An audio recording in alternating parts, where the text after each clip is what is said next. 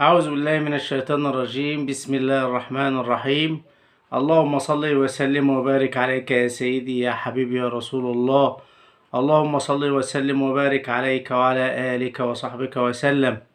اللهم صل عليك يا حبيبي يا رسول الله. اللهم صل عليك صل وسلم وبارك عليك يا سيدي يا حبيبي يا رسول الله. اللهم صل وسلم وبارك عليك يا سيدي يا حبيبي يا رسول الله. أهلا بكم أحبابي وأصدقائي في كل مكان من جماهير النادي الأهلي العظيم. وحشتوني جدا جدا، ويعني ما اقولكوش الفترة اللي فاتت كانت صعبة علينا جدا جدا، ان احنا نبعد عنكم والوحشة اللي ليكوا. بجد يعني وحشتونا وحشتونا وحشتونا. لكن التداعيات الأخيرة وفيها عتاب كبير جدا جدا.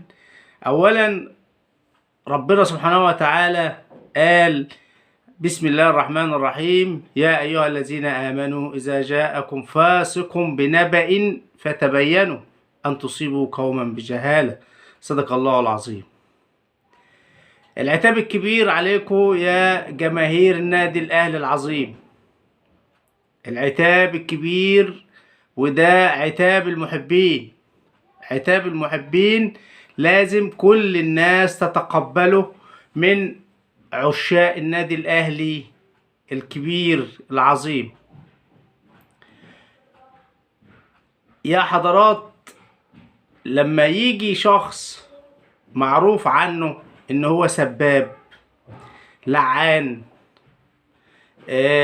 طول النهار وطول الليل بيسب ويلعن في خلق الله، شخصيات عامة، شخصيات كبيرة، شخصيات صغيرة، ما سابش حد في مصر الا وسب ولعن.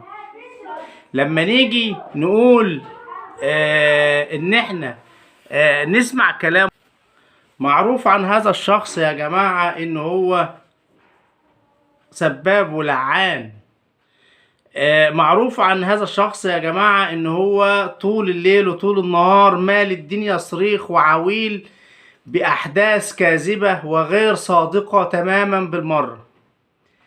لما يجي يصدر لجماهير النادي الأهلي العظيم معلومات كاذبة ومعلومات خاطئة عن موضوع المهاجم بتاع النادي الأهلي، وان مجلس الاداره بيقول كلام وما بينفذوش، مجلس الاداره بيوعد وعود وما بينفذهاش، مجلس اداره فاشل، مجلس اداره غير مسؤول، النادي ما فيهوش دولارات. اخر حاجه قالها النادي ما فيهوش دولارات. ازاي النادي ما فيهوش دولارات؟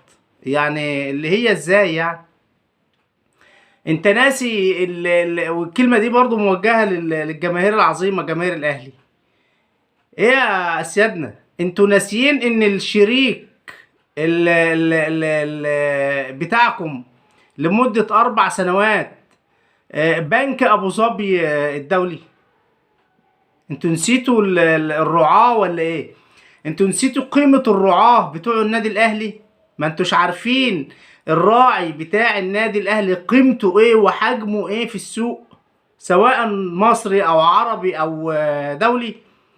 بنك ابو ظبي ابو ظبي يا جماعه، ازاي ان انت يبقى عندك ازمه دولارات زي ما بتصدر لكم الكلام ان انت عندك ازمه دولار؟ عشان كده ما بتجيبش لعيبه، عشان كده ما انتش قادر تجيب المهاجم، عشان كده ما انتش قادر تصرف على النادي وتجيب الصفقات اللي انت بتتكلم عليها وبتوعد بيها.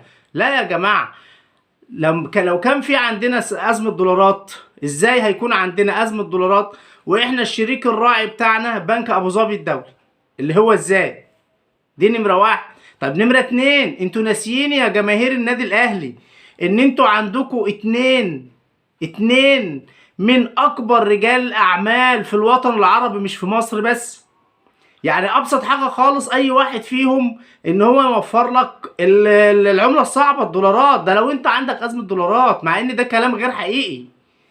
ازاي انت عندك الجرحي وعندك الراجل التاني ده من اكبر رجال الاعمال في مصر يا جماعه، اللي هو ازاي بقى انت عندك ازمه دولارات وللاسف ان قطاع كبير من جماهير النادي الاهلي صدقته وانساقت وراه، وبعدين بداوا ان هم يعني يتكلموا بلغه وباسلوب لا يليق بالنادي الاهلي ولا يليق بمجلس اداره النادي الاهلي. مش هي دي اخلاق الاهلاويه ابدا بصراحه. مش هو ده اسلوب الجماهير النادي الاهلي.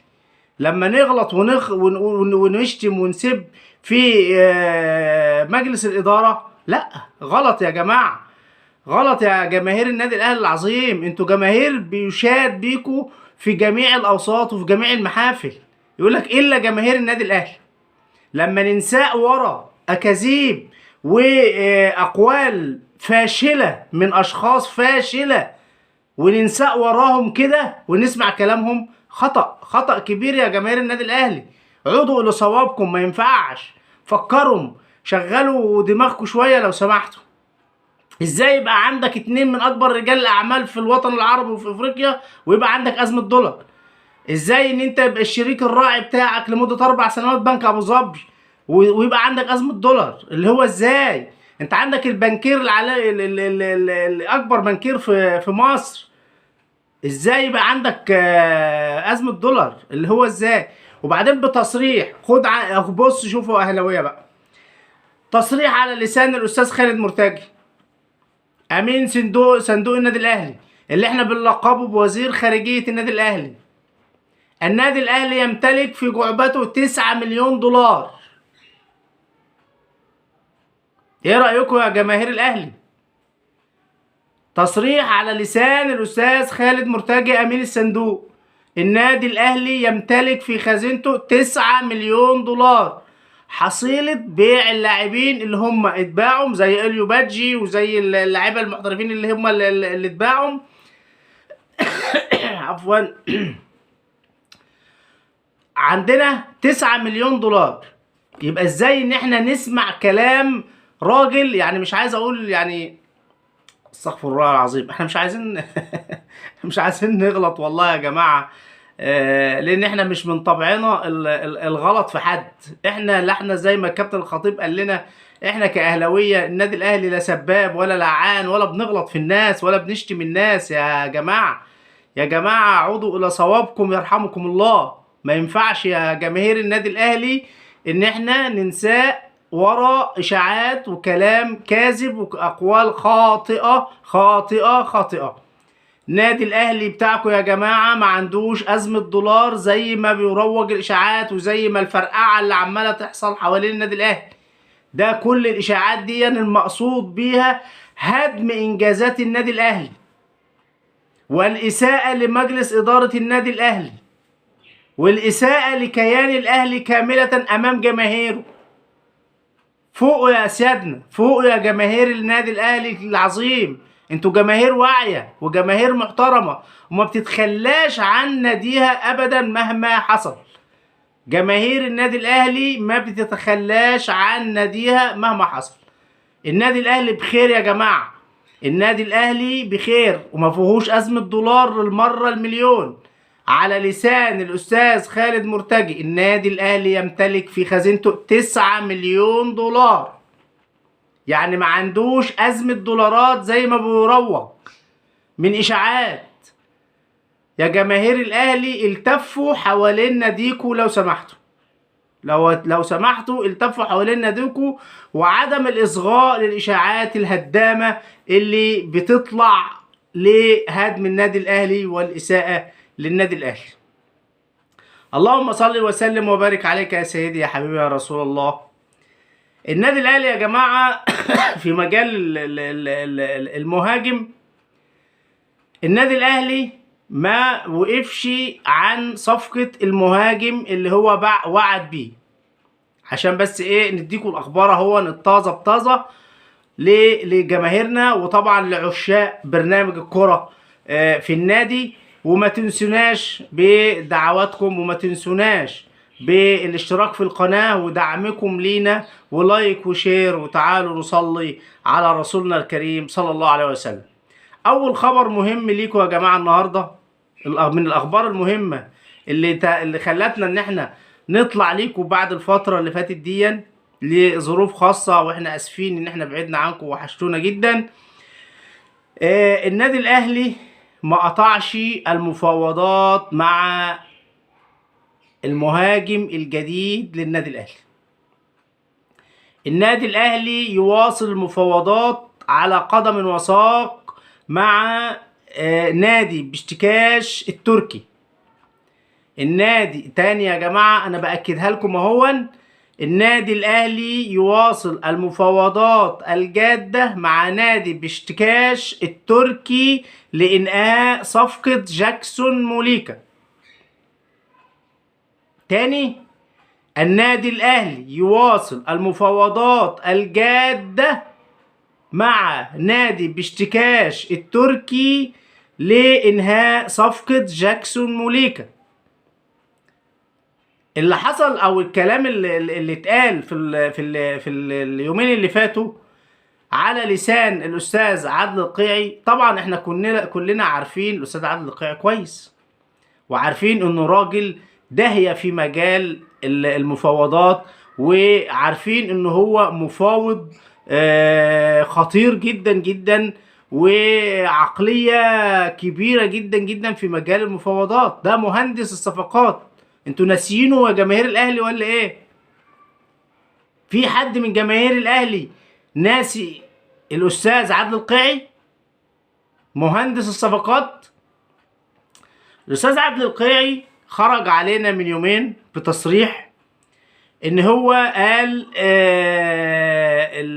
النادي الاهلي خلاص صرف النظر عن المهاجم لعدم وجود السيولة المطلوبة. عدم، خلي بالكم من الكلام بيتاخد وبيتحط عليه رطوش وبتاع، وبتطلع فرقعات غلط بيروجها المعاتيه من الاخر كده. الاستاذ عادل القيعي بيراوغ مراوغة كبيرة جدا، اللي هي لغة التجار زي ما احنا بنقول، او لغة المفاوضين. بيراوغ نادي بشتكاش التركي. ازاي؟ ان هو طلع من يومين وقال ان النادي الاهلي صرف النظر عن صفقة المهاجم لعدم توافر المبلغ اللي مطلوب من نادي بشتكاش لانهاء الصفقة. لعدم توافر المبلغ المطلوب من نادي بشتكاش التركي لاتمام صفقة جاكسون موليكا. ليه يا جماعة؟ لان نادي بشتكاش كان طالب بالغ في طلباته المالية والمراوغة والكلام من دون. كان طالب 7 مليون دولار كاش عدا ونقدا. حتى كمان كان رافض مبدأ مثلا التقسيط، مبدأ تجزئة المبلغ تدفع على أقساط، مش عارف ايه. كل الكلام دون النادي بشتكاش التركي رفضه تماما، وقال ان هو عايز 7 مليون دولار مرة واحدة في جاكسون موليكا. فالأستاذ عادل القيعي حب ان هو يهدي اللعب شوية مع النادي ويصدر ليهم. طبعا احنا عارفين ان العالم كله دلوقتي يا جماعة بقى عبارة عن قرية صغيرة، مجرد اي كلمة بتترجم وبتتنقل لأصحابها في ثواني معدودة. واظن انتوا مش بعيد عن اللي حصل مع كلادنبرج، اللي هو رئيس لجنة التحكيم، لجنة الحكام المصري، لما السفارة الإنجليزية ترجمت هجوم الشخص اللي احنا بنتكلم عليه اللي بيصدر الآفات للنادي الأهلي. هاجم جلاتنبرج وهاجم لجنة الحكام وشتمه وغلط فيه أخطاء كبيرة، وجات السفارة وللأسف الشديد ترجموا الكلام وترجموا الهجوم الشديد على لجنة الحكام وعلى كلادنبرج نفسه وشخصه، والشتيمة ليه هو نفسه وشخصه، وادتها له او بعتتها له. ما كان من الراجل الا انه هو عمل اللي انتوا عرفتوه في الفترة اللي فاتت، قدم استقالته، خد كل سلبيات الكرة المصرية وكل الهجوم والبذاءات اللي اتقالت عليه وصدرها لأشهر الصحف الإنجليزية والأوروبية، وقال لهم ادي حال الكرة المصرية. يعني احنا دلوقتي صورتنا يا جماعة في العالم الاوروبي والغربي في مجال الرياضة، احنا للأسف الشديد صورتنا زي الزفت. للأسف الشديد صورتنا زي الزفت بمنتهى البساطة، بمنتهى البساطة وبمنتهى الصراحة. صورة الكرة المصرية مع بره صورة زي الزفت، صورة يرثى له. وهناخد وقت طويل جدا جدا لإصلاح المفهوم اللي اتصدر للدول الأوروبية أو العالم الرياضي بره عن حال الكرة المصرية اللي قالوا علينا كلادنبرج. فمن هنا يا جماعة أي كلمة بتتقال فورا بتترجم وبتوصل لصحابها. علشان كده الأستاذ عادل القيعي لما حب يراوغ في مجال المفاوضات للاعب جاكسون موليكا صدر عدم اهتمام النادي الأهلي. خلاص النادي الأهلي ما هو خلاص مش عايز اللاعب ده، لعدم وجود المبلغ اللي طالبه نادي بشتكاش التركي، لأن هو مبالغ جدا جدا في طلباته المالية وشروطه المالية. عايز يصدر له خلاص يا عم احنا مش عايزين خلاص اللاعب دون، بحيث ان هو يعني ايه يحاولوا يعني يجد بعض الليونة من المسؤولين عن التفاوض في نادي بشتكاش. يقول لك خلاص بقى ده الاهلي ما عادش عايزه خلاص، طب نتراجع شويه عن شروطنا، طب نهدي اللعب شويه مع النادي الاهلي. الكلام من ده مفهوم الصفقات او مفهوم رجال الاعمال في التفاوض يا جماعه. ما ناخدش بقى الرتوش الاولانيه ونبني عليها بقى رتوش ونبني عليها اقاويل ونبني عليها كلام ونصدر لجماهير النادي الاهلي اقوال خاطئه وكلام خاطئ، وجماهير النادي الاهلي في بعض منهم يساق ورا الكلام دون ويبداوا هجوم عنيف على مجلس الاداره، هجوم عنيف على شخص الكابتن الخطيب، هجوم عنيف على لجنه التخطيط ولجنه الكره والمفاوضات، لدرجه ان هم امير توفيق يمشي نجيب هيثم عرابي، نجيب مش ليه يا جماعه امير توفيق؟ هو مين اللي اثر؟ محدش اثر يا جماعه، محدش اثر يا جماعه. انت بتعرض طلباتك على نادي لما يكون عايز منه لاعب، والنادي برضه بيقول طلباته. هو انتوا فاكرين ان الموضوع من جهه واحده؟ انت عايز لاعب تروح للنادي تقول له سلام عليكم وعليكم السلام انا عايز اللاعب ده، انا هدفع فيه 10 قروش، سلام عليكم وعليكم السلام. ازاي بس يا جماعه؟ مش كل نادي له طلباته في اللاعب بتاعه؟ زي ما انت بتعرض اللي انت هتدفعه او تعرض شروطك، ما هو برضه من حقه ان هو يعرض شروطه ويقول اللي هو عاوزه. ان شاء الله كل نادي عايز يحقق المكاسب بتاعته عن طريق اللعيبه، عن طريق اي اعلانات، عن طريق اي حاجه. مش كل واحد بيجري لمصلحته ولا ايه؟ يا جماعه يا جماعه يا جماعه نشغل حكمه العقل الله يخليكم، علشان النادي الاهلي في الفتره اللي جايه، النادي الاهلي يوم ولا اتنين وطاير لكاس العالم للانديه. ومع ذلك خلي بالكم لاخر ربع ساعه على لسان الكابتن محمود الخطيب، لاخر ربع ساعه من قفل باب القيد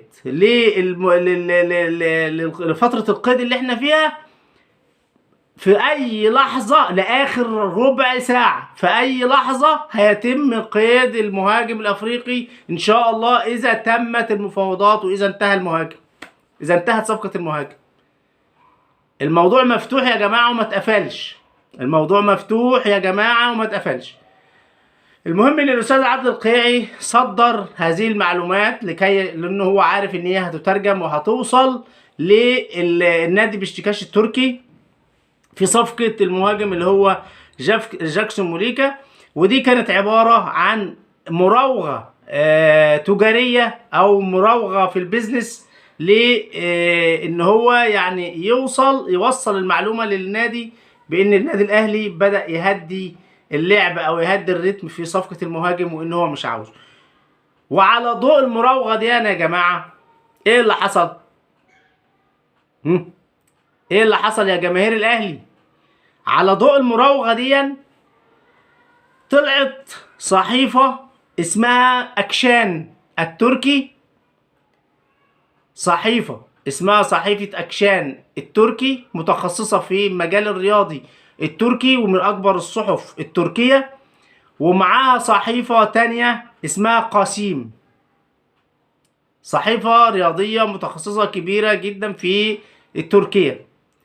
الصحيفتين دول نشروا تقرير قالوا فيه بأن نادي بشتكاش التركي بدأ يقول إن هو وافق على تخفيض المبلغ المطلوب من النادي الأهلي المصري من 7 مليون دولار إلى 5.5 مليون دولار.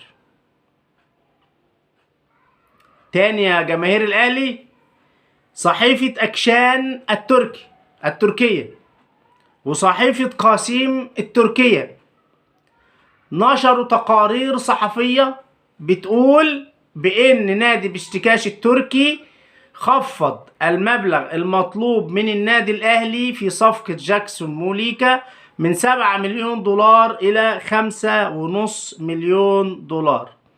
ولكن النادي الأهلي المصري مصر على موقفه في دفع 4 مليون دولار.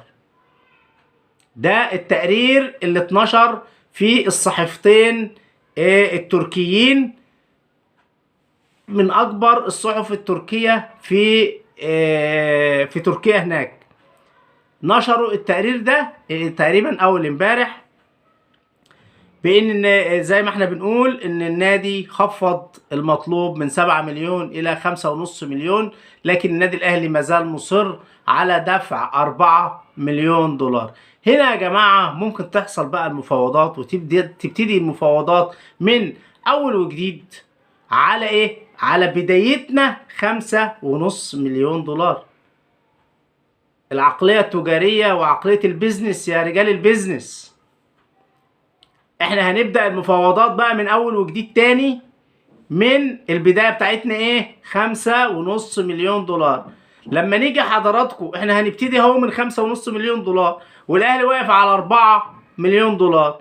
ممكن نوصل بقى ل 4.5 دولار، ممكن نوصل 5 مليون دولار مع دفع مثلا اللي هي الحاجات اللي هي المغرية للنادي. اللاعب لو جاب الاهداف كذا هندفع كذا، اللاعب لو اتباع لكذا هيبقى النسبة بتاعتكم كذا، اللاعب لو شارك في كاس العالم او في البطولات هيبقى النسبة بتاعتكم كذا. هنوصل يا جماعة بالتفاوض، هنوصل لنقط اللي هي الخلافية، هنوصل لنقط تلاقي للآراء ان شاء الله بإذن الله.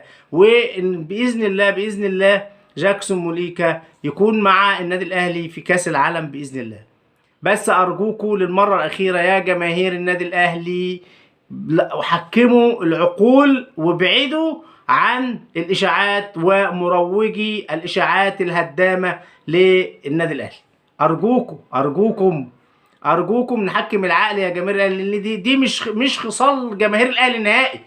ان احنا نشتم النادي ونشتم مجلس الاداره لا لا لا لا لا، مش دي الاهلي ولا اخلاق الاهلي ولا اخلاق جماهير الاهلي ابدا ابدا ابدا. اللهم صل وسلم وبارك عليك يا سيدي يا حبيبي يا رسول الله. نيجي لتاني موضوع مهم جدا جدا يا جماعه عندنا النهارده، وهو الموضوع اللي دايما فارض نفسه في كل الأوقات وفي كل الأحيان وفي كل الأجواء في مصر كلها وفي الوطن العربي، وهو موضوع محمود عبد المنعم كهربا. محمود عبد المنعم كهربا نشر على صفحته صورة حركت زي ما بيقولوا حركت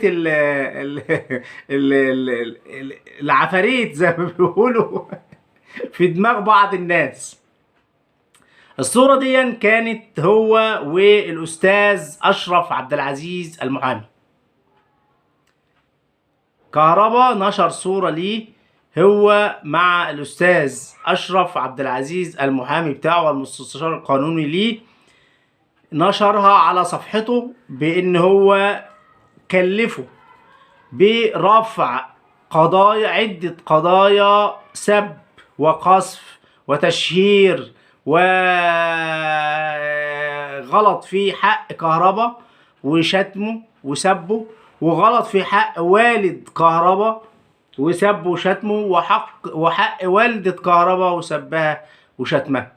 يعني احنا هو الكهربا كلف المحامي بتاعه او المستشار القانوني بتاعه برفع عدة دعاوى على مرتضى منصور رئيس نادي الزمالك بالسب والقذف ليه ولأبوه ولأمه، ونشر الصورة دي، وجاري إن شاء الله اتخاذ كافة ال ال ال ال كافة القضايا، اتخاذ كافة الإجراءات لرفع هذه القضايا. وطبعا مليون في المية رفع القضايا دي مع دمجها بالمستندات، مع دمجها بالسيديهات بتاعت السب والقذف والكلام من دون، في جزء كبير منها طبعا هيخش في ملف المحكمة التأديبية اللي هو تابعة للاتحاد الدولي في قضية كهربا، اللي هيتسئل فيها في التأديب، مجلس التأديب في الفترة اللي جاية إن شاء الله بإذن الله، اللي هي بتاعة دفع الغرامة. اللهم صل وسلم وبارك عليك يا سيدي يا حبيبي يا رسول الله. ما تنسوناش في دعمكم المستمر ووقوفكم جنبنا وكرمكم في الاشتراك في قناتكم المفضلة الكرة في النادي، ولايك وشير، وتعالوا نصلي على رسولنا الكريم صلوات الله عليه. نيجي لخبر مهم جدا جدا كمان يا جماعة النهاردة معانا، خاص بكأس العالم للأندية اللي هيشارك فيها النادي الأهلي، ومسافر بعد يومين إن شاء الله بإذن الله. إن إحنا عندنا دلوقتي مشكلة كبيرة جدا جدا، اللي هي عدم حصول أي قناة رياضية أو غير رياضية مصرية على إشارة البث لإذاعة مباريات كأس العالم للأندية المشارك فيها النادي الأهلي. مفيش ولا قناة مصرية يا جماعة اتقدمت وقدرت إن هي تاخد إذاعة أي مباراة في كأس العالم للأندية اللي هيشارك فيها النادي الأهلي. واللي خد حق إذاعة مباريات كأس العالم اللي جاية إن شاء الله المقامة في المغرب قناة رياضية مغربية، ده نمرة واحد. نمرة اتنين قناة SSC السعودية المتخصصة الرياضية. يبقى اللي خدوا حق إذاعة مباريات كأس العالم يا جماعة القناة الرياضية المغربية وقناة SSC السعودية. وطبعا احنا لحد دلوقتي ما احناش عارفين هل القناة المغربية هتبقى مفتوحة لإذاعة مباريات كأس العالم نقدر ان احنا نشوفها عندنا هنا في مصر، ولا هتبقى مشفرة. لسه لم يستقر الرأي، ولسه ما اتقالش اي قرار في هذا الشأن. اما قناة SSC فطبعا معروفة، اللي هي السعودية، معروفة بان هي فيها بعض القنوات المفتوحة، لكن غالبيتها قنوات مقفولة مشفرة تابعة للرياضة السعودية. هنا العتاب الكبير على رجال الأعمال أصحاب القنوات الرياضية في مصر.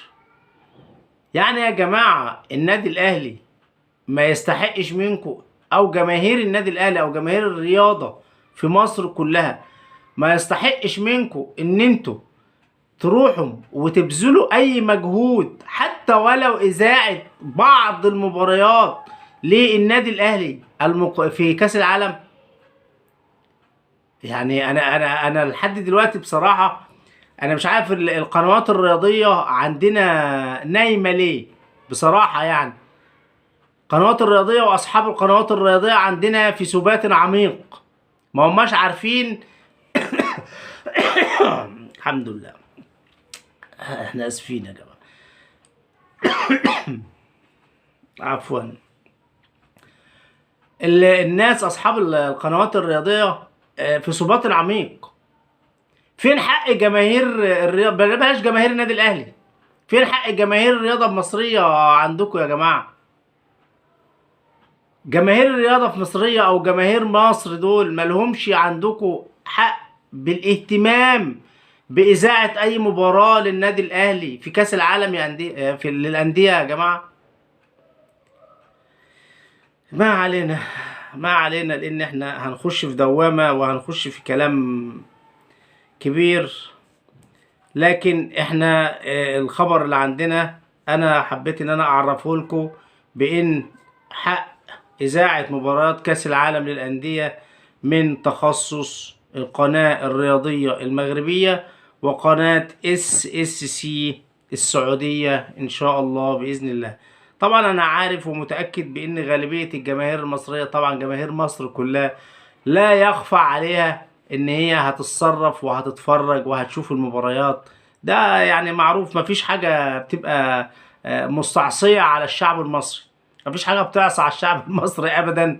لكن احنا بنتكلم على الاهتمام بالناس والاهتمام بحقوق الناس. انت قناة رياضية عايز تعمل شعبية وعايز التفاف الناس حواليك وبتاع، لازم تحسس الناس دي ان انت بتعمل اي شيء من اجلهم، لازم تحسس الناس دي انت بتعمل اي حاجة عشانهم. لله الامر من قبل ومن بعد، وان شاء الله باذن الله الاهلي هيكون قدها وقدود وهيفرح الشعب المصري كله ان شاء الله باذن الله. وهنرجع باذن الله باذن الله باذن الله. انا كل تفاؤل ان شاء الله ان شاء الله، وخدوها مني كلمه باذن الله ربنا يحققها. الاهلي هيرجع بالميداليه الفضيه ان شاء الله باذن الله. تاني انا بكررها، الاهلي هيرجع بالميداليه الفضيه ان شاء الله باذن الله. ان شاء الله باذن الله الميداليه الفضيه هتبقى من نصيب النادي الاهلي في البطوله دي، البطوله الثامنه او المشاركه الثامنه للنادي الاهلي في كاس العالم للانديه.